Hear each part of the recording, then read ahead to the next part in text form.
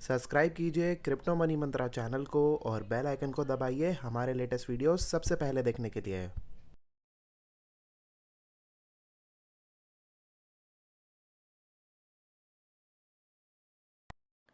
दोस्तों, आगे बढ़ने से पहले हम आपको बता दें कि हम कोई फाइनेंशियल एडवाइज़र नहीं है और कोई भी इन्वेस्टमेंट करने से पहले आप अपनी खुद की रिसर्च ज़रूर कर लें। आपके प्रॉफिट या लॉस की हम कोई भी जिम्मेदारी नहीं लेते हैं। नमस्कार दोस्तों, मैं जतिन आपका बहुत बहुत स्वागत करता हूं क्रिप्टो मनी मंत्रा के एक नए वीडियो में। और आज हम बात करेंगे इथेरियम 2.0 के बारे में। क्या कुछ होंगे नए कुछ फीचर्स इथेरियम 2.0 में, क्या एक बुल रन या फिर एक प्राइस हाइप हमको देखने को मिलेगा। जिस तरीके से मार्केट के अंदर इथेरियम 2.0 की हाइप बनी हुई है, तो क्या प्राइस में कुछ हाल देखने को मिलेगा या नहीं, तो इसी सब चीज़ों के बारे में डिस्कशन करेंगे इसी वीडियो के अंदर। तो बने रहिएगा आखिरी तक इसी वीडियो के साथ, ताकि आपको इंपॉर्टेंट अपडेट्स जो है वो इथेरियम 2.0 से रिलेटेड मिल ही जाए इस वीडियो के अंदर। तो आगे बढ़ने से पहले आप सब लोगों से कहना चाहूँगा कि ज़्यादा से ज़्यादा लाइक कीजिएगा, क्योंकि ये मेरे को मोटिवेट करता है आप सब लोगों के लिए नए नए इसी तरीके के वीडियोस को लाने के लिए। और साथ ही साथ अगर आप हमारे चैनल पर पहली बार आए हैं तो सब्सक्राइब का बटन और बेल आइकन का बटन बिल्कुल दबा लीजिएगा, ताकि आपको इंपॉर्टेंट अपडेट्स जो है वो मिलते रहें हमारे वीडियोस से रिलेटेड। तो चलिए दोस्तों, अब इस वीडियो को शुरू करते हैं और लेके चलना चाहूँगा मैं आपको अपनी कंप्यूटर स्क्रीन पर, जहाँ पर मैंने आप सब लोगों के लिए पूरी इन्फॉर्मेशन इकट्ठा की है, वो आपको इन्फॉर्मेशन ज़रूर दूंगा। तो यहाँ पर हम चलते हैं अपनी कंप्यूटर स्क्रीन पर और आप अभी देख सकते हैं कि इथेरियम 2.0 POW टू POS और POS ये क्या कुछ सारे फीचर्स हैं, इस बारे में इसी वीडियो के अंदर डिस्कशन करेंगे। तो बढ़ते हैं हमारी अगली स्लाइड पे, जहां पर मैंने एक्सप्लेन किया है Ethereum network presently working on POW का मतलब होता है प्रूफ ऑफ वर्क, मतलब कि माइनिंग। जैसे कि आप जानते ही होंगे कि इस समय पर जैसे कि बिटकॉइन के अंदर माइनिंग होती है, वैसे ही इथेरियम के अंदर भी माइनिंग होती है। जिस तरीके से ट्रांजैक्शन को वेरीफाई करने के लिए बिटकॉइन के नेटवर्क पर माइनिंग की जाती है, वैसे ही यहाँ पर जो है इथेरियम के नेटवर्क पे भी माइनिंग होती है, जिसका जो रिवॉर्ड है आपको मिलता है इथेरियम के रूप में ही। तो यहाँ पर जो सबसे बड़ी जो इश्यूज थे अभी जो एट प्रेजेंट जो इश्यूज चल रहे हैं, वो है scalability issue. Scalability issue basically क्या है कि इस समय पर आप जैसे कि देख सकते हैं कि यहाँ पर लिखा हुआ है साफ साफ कि प्रोसेस में जो जो ट्रांजेक्शन जो प्रोसेस होती हैं, वो 15 ट्रांजेक्शन प्रोसेस होती हैं पर सेकेंड। मतलब कि इससे ज़्यादा भी जो ट्रांजेक्शन है वो इस समय पर प्रोसेस नहीं हो सकती हैं इथेरियम में। और यहाँ पर जो टोटल जो पूरे दिन के अंदर जो मैक्सिमम जो ट्रांजेक्शन जो प्रोसेस हो सकती हैं, वो round about 1.1 million per day के हिसाब से हो सकती है मैक्सिमम। इससे ज़्यादा जो है वो ट्रांजैक्शन जो है वो पॉसिबल नहीं हो पाएंगे इथेरियम के प्रेजेंट सिनेरियो के अंदर, जहां पर इथेरियम जो है वो माइनिंग कॉन्सेप्ट पे जो काम कर रहा है, प्रूफ ऑफ वर्क पे काम कर रहा है। और अगर मैं इसके आगे बढ़ूं तो यहाँ पर अगर इसको कंपेयर करें वीज़ा के साथ में, तो वीज़ा एट प्रेजेंट जो है, वीज़ा एक बहुत बड़ा नेटवर्क है, पेमेंट नेटवर्क है, जहां पर ये जो है 1700 ट्रांजैक्शन पर सेकंड जो है वो कंप्लीट जो है वो कर सकता है। जहां पर इथेरियम सिर्फ 15 ट्रांजैक्शन कर पा रहा था मैक्सिमम, यहां पर वीज़ा ऑलरेडी 1700 ट्रांजैक्शन जो है वो कर पा रहा है ऑलरेडी, जो कि 150 मिलियन पर डे के हिसाब से बनती हैं लगभग, राइट। तो ये जो है सिचुएशन एट प्रेजेंट सिचुएशन है। अगर मैं इथेरियम और वीज़ा को अगर मैं कंपेयर करूँ, तो डेफिनेटली लोग वीज़ा को छोड़कर ब्लॉकचेन इथेरियम पर आना क्यों चाहेंगे। उसके लिए हमको एक फास्ट स्पीड चाहिए होगी और वो सारा जो कॉन्सेप्ट है वो चेंज करना होगा, तभी जो है वो इथेरियम की रिलायबिलिटी और इथेरियम के ऊपर लोग ट्रस्ट करना शुरू करेंगे। क्योंकि पेमेंट सेटलमेंट जो है और बाकी सब कुछ चीज़ें जो है वो क्रिप्टो करेंसी का एक मेन मुद्दा है, तो उस चीज़ को लेके ये यहाँ पर बहुत इंपॉर्टेंट रोल प्ले करेगा। इसकी स्पीड जो है, इसमें जो ज़्यादा से ज़्यादा जो स्केलेबिलिटी है वो बढ़ानी पड़ेगी, ताकि ज़्यादा नंबर ऑफ ट्रांजेक्शन्स जो हैं वो पर सेकेंड जो है वो सॉल्व की जा सकें। तो अभी नेक्स्ट इथेरियम 2.0 जो भी आएगा, या फिर जो भी समय पर टेस्टिंग फेज में है इस समय पे, उसमें क्या चीज चल रहा है, यहाँ पर आने वाला POS का मतलब है proof of stake. Proof of stake में क्या होगा कि सिंपली आपको कुछ इथेरियम जो है वो होल्ड करने होंगे। मैं आपको सारी इंफॉर्मेशन इसी वीडियो के अंदर दूंगा कैसे और क्या कुछ होल्ड करना होगा। तो यहाँ पर प्रूफ ऑफ स्टेक में आपको इथेरियम को होल्ड करना होगा। होल्ड करने के साथ साथ यहाँ पर जो प्रॉब्लम सॉल्व होगा वो होगा स्केलेबिलिटी का इशू सॉल्व हो जाएगा। और वो कैसे सॉल्व होगा मैं आपको अपनी अगली स्लाइड में ज़रूर बताऊंगा इस चीज़ के अंदर। अब जो यहाँ पर जब इथेरियम 2.0 में प्रूफ ऑफ स्टेक आ जाएगा, पहली चीज़ ये फीचर है इसके अंदर। जो जो दूसरा जो फीचर है वो स्केलेबिलिटी और जो कुछ और इश्यूज हैं वो यहाँ पर सॉल्व हो जाएंगे। साथ ही साथ यहाँ पर 10,000 ट्रांजेक्शन पर सेकेंड जो है वो कर सकेंगे इथेरियम, जो कि वीज़ा के नेटवर्क से करीबन करीबन 5 गुना से भी ज़्यादा का होगा, राइट। तो इस तरीके की कुछ कुछ जो है यहाँ पर प्रॉब्लम सॉल्विंग हो जाएगी इथेरियम 2.0 में। तो ये काफ़ी ज़्यादा जो है वो इम्पॉर्टेंट रहने वाला अपडेट इथेरियम के लिए। तो इसीलिए ही बहुत ज़्यादा जो बड़ी हाइप है कि वीज़ा के नेटवर्क से भी 5 गुना बड़ा नेटवर्क जो है वो बन जाएगा, एक तरीके से ज़्यादा ट्रांजेक्शन को वेरीफाई कर पाएगा इथेरियम। तो दैट इज़ द रीज़न जहाँ पर इथेरियम 2.0 जो है वो बहुत बहुत इंपॉर्टेंट रोल प्ले करता है। अब आगे बढ़ते हैं कि what is new in the Ethereum. यहाँ पर होगा क्या, यहाँ पर 3 फेजेस टोटल होंगे इथेरियम 2.0 के, जिसके अंदर काम होगा कंप्लीट। और सबसे पहले आएगा फेज 0। फेज 0 के अंदर बेकॉन चेन जो है वो एक तरीके से प्रूफ ऑफ स्टेक की तरह काम करेगा। यहाँ पर बेकॉन चेन में क्या होगा कि प्रूफ ऑफ स्टेक और जो पुराना कॉन्सेप्ट है इथेरियम माइनिंग का, वो दोनों के दोनों साथ में ही चलेंगे और दोनों के दोनों साथ में चलकर ही जो प्रॉब्लम, जो स्केलेबिलिटी जो इशू है वो एक साथ सॉल्व करेंगे। क्योंकि सारी की सारी जो स्केलेबिलिटी इशू है वो सारा का सारा नेटवर्क उठा के एकदम से आप लोगों को ये नहीं बोल सकते कि अगले दिन से ही आप उसके अंदर स्टेकिंग करना शुरू कीजिए, क्योंकि धीरे धीरे वक्त लगेगा लोगों तक इन्फॉर्मेशन पहुंचने में भी, बाकी सब कुछ चीज़ों को समझने में भी कि क्या कुछ बेनिफिट्स हैं, क्या कुछ चीज़ें हैं मार्केट के अंदर इथेरियम 2.0 से रिलेटेड। तो धीरे धीरे करके लोग स्टेकिंग की तरफ आगे बढ़ेंगे। तो इसीलिए इसको जो है वो पैरेलल रन किया जाएगा कि जहां पर कि माइनिंग और प्रूफ ऑफ स्टेक दोनों ही चीजें जो वो एक साथ चलेंगी।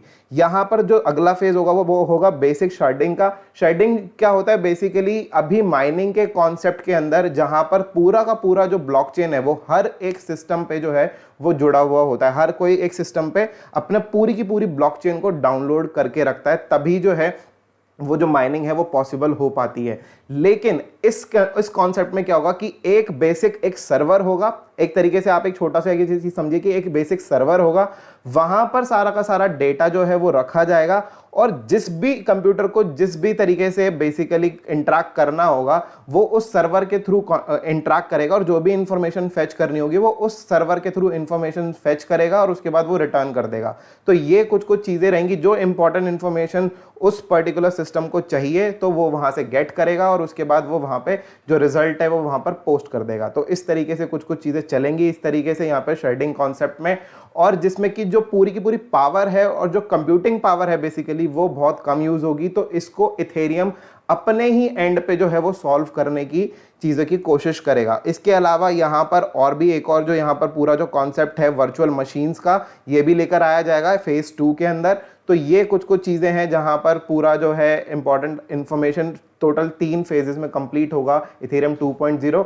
एट प्रेजेंट अगर मैं बात करूँ तो फेज 0 जो है वो इस समय पर बहुत अभी आने वाला है या फिर इस समय पर टेस्टिंग फेज में है इस समय पर। तो इस सिचुएशन में मैं कहूँगा आप सब लोगों को कि यहाँ पर जो स्टेकिंग का कॉन्सेप्ट है वो बहुत जल्दी लॉन्च हो जाएगा सब लोगों के लिए। तो मैं आपको अगली इन्फॉर्मेशन बताना चाहूँगा कि बेनिफिट्स क्या होंगे इथेरियम कम्युनिटी को इस चीज़ के। तो यहाँ पर हम ये जान लेते हैं, यहाँ पर बेसिकली जो है बेटर नेटवर्क होगा। सबसे ज़्यादा पहले जो हमने सबसे पहले यहाँ पर जाना कि एक बेटर नेटवर्क होगा। और फेज 0 जो लॉन्च होगा वो होगा 30 जुलाई के आसपास। हालांकि अभी कोई ऑफिशियल डेट कंफर्म नहीं है इस चीज़ की, हो सकता है कि ये ऑलरेडी जो है जो टेस्टिंग चल रही है वो उस समय पर अभी और ज़्यादा अभी इसको धीरे धीरे और बढ़ाते चले जाएं और टेस्टिंग के बाद में ये एक तरीके से ऑफिशियल कर दें कि हाँ अभी जो है फेज 0 जो है वो लाइव हो चुका है। इस तरीके से चीज़ें चलेंगी। और यहाँ पर जो स्टेकिंग जो की जाएगी उसके लिए मिनिमम आपको 32 इथेरियम जो है वो यहाँ पर रखने होंगे अपने वॉलेट के अंदर, तभी आप इसको स्टेक कर पाएंगे। अदरवाइज 32 से कम की जो इथेरियम की जो स्टेकिंग है वो नहीं चलेगी। तो लोगों को अगर स्टेकिंग करनी है तो डेफिनेटली वो 32 इथेरियम खरीदेंगे और उसको स्टेक करेंगे। तो डेफिनेटली इस समय पर या फिर अगर थोड़ा सा अगर नीचे अगर प्राइस पे अगर इथेरियम मिलता है तो डेफिनेटली आपको बाय करके रखना चाहिए, क्योंकि बहुत ज़्यादा लोग जो है वो इस तरीके से यहाँ पर माइनिंग के कॉन्सेप्ट को हटने के बाद जो लोग माइनिंग से अर्निंग कर रहे थे वो अब स्टेकिंग से अर्निंग करेंगे। तो यहाँ पर जो स्टेकिंग रिवॉर्ड एक्सपेक्टेड है, जो एक्सपेक्टेड रिवॉर्ड है वो 3 to 5% पर एनम हो सकता है। अभी ये भी कोई कंफर्म नहीं है कि कितना कुछ होगा, लेकिन ये 3 to 5% पर एनम हो सकता है, इस चीज़ की एक्सपेक्टेशंस हैं। और उसी के साथ साथ एक और एक्सपेक्टेशन निकल कर आ रही है कि इथेरियम नेटवर्क पर बर्निंग प्रोग्राम, जिस तरीके से आप BNB में देखते हैं या और कॉइन्स में देखते हैं जहां पर कॉइन्स को बर्न किया जाता है, उसकी सप्लाई को रिड्यूस करने के लिए वो भी एक कॉन्सेप्ट जो है वो लेकर आया जा सकता है इथेरियम के साथ।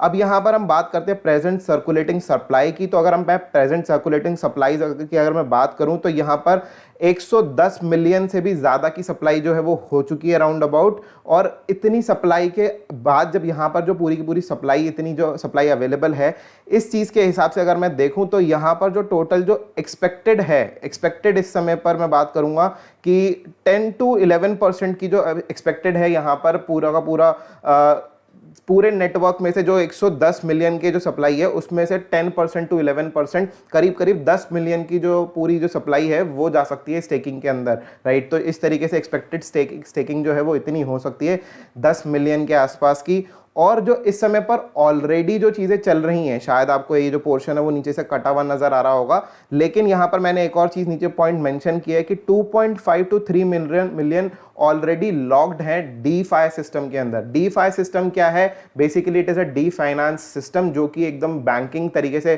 काम करता है। अगर आप इसके बारे में और जानना चाहेंगे तो डेफिनेटली मैं आपके लिए एक नया वीडियो ज़रूर बना दूंगा, तो इस वीडियो के कमेंट्स में ज़रूर लिखिएगा कि अगर आप DeFi सिस्टम के बारे में जानना चाहते हैं और ज़्यादा इन्फॉर्मेशन तो। लेकिन अगर मैं बात करूँ तो अगर स्टेकिंग में 10 मिलियन टोकन अगर लॉक हो जाते हैं, साथ ही साथ 2.5 to 3 million token already locked हैं DeFi सिस्टम में, जहां पर कि DeFi सिस्टम एकदम बैंकिंग सिस्टम की तरह काम करता है इथेरियम के नेटवर्क के ऊपर।